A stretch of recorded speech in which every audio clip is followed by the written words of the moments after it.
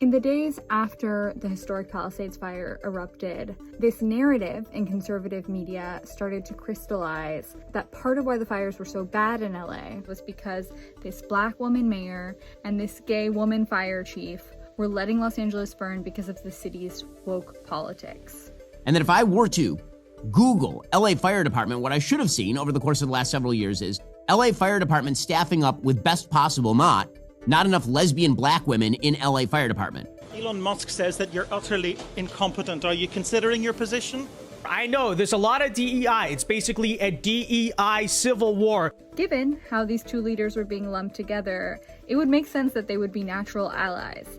But that is not how things played out. In the 2 months after these massive wildfires, Mayor Bass and Fire Chief Crowley would be engaged in a very public feud, throwing each other under the bus for each other's response to the fires. It all started when Crowley went on Fox 11 News while the fires were still burning and remarked on the lack of funding for the fire department. We are still understaffed, we're still under-resourced, and we're still underfunded. This seemed in conflict with what Bass had said at a press conference, that the LAFD budget had actually increased the year before. Money was allocated to be distributed later on, which was actually going to support salaries and other parts of the fire department.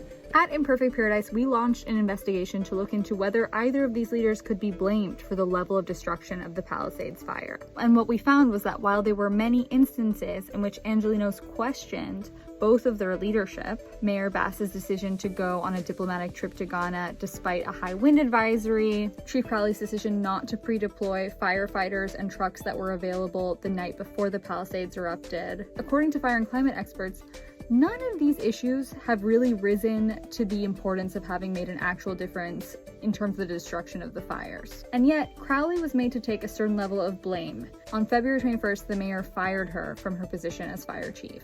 And it seems possible that this event could spell the end of both of their terms, seeing as it's already cut short one of them.